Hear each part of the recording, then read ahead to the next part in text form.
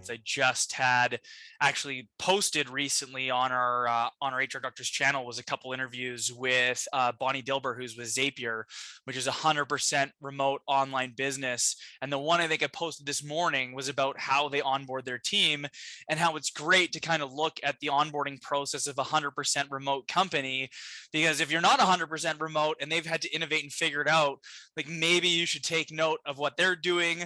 Again, as a staffing and recruiting firm, I talk about the three pillars to a successful hire. The first being the company having a defined vision and mission and culture and values and onboarding and training, performance management, all these different tools in place so that when we recruit on their behalf, and in fact, before we go to recruit on their behalf, that we are able to ask tons of great questions through our discovery process to really truly understand who the company is, what the need is that the organization is seeking for assistance on, how we can go to market and attract the right level of candidate, and then tie that person in. And ultimately, when a candidate doesn't work out, often the finger gets pointed at us because we're the service provider that helped them recruit. And it for sure can be our fault if we miss something. And I use a principle called the 100 and 0 principle, which is 100% accountability, 0 excuses. And there's a couple different pieces that go into it. But, we always look to be introspective in those situations.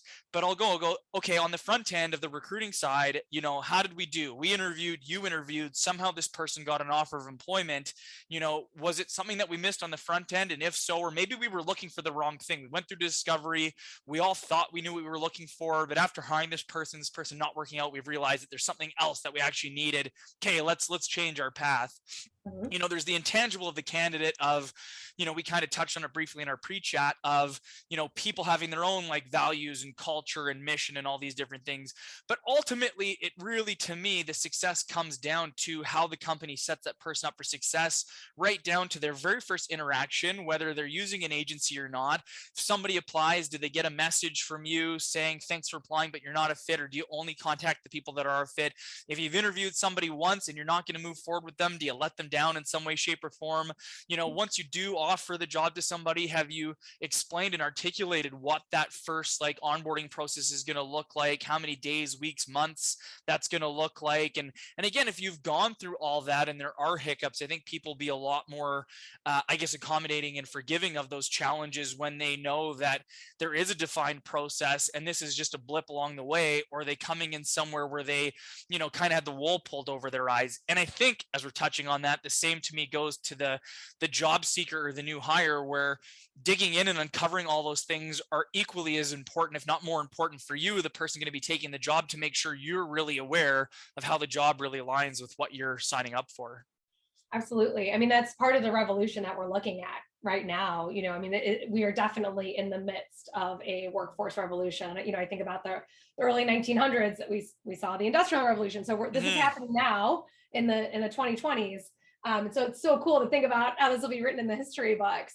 But it's an employee's market. So right. I think you're absolutely right. Just to echo that, you have a lot of choices right now as an employee, and thinking about where you want to be. And to echo what Brent was saying about, making sure that your values align with the values of your company. We talk about that all the time, but you have to know what your values are. And I think often a lot of times people don't sit down and think about that for themselves. So it's really 100%. In this time, we're talking about the great resignation. The great reflection is something that I keep thinking about. People are really thinking about what's important to them. I have a couple of good friends that moved their families out of the snowy Chicago because they're like, I hate the winter. Why do I live here? And so now, they moved to the beach and they're so happy with these choices. And just really made people pause to say, what's important to me? Commuting, was no longer an issue for folks. And so now that people are talking about returning to office or starting to return to office, I think they're starting to really question, like, well, that doesn't enhance my life in any way.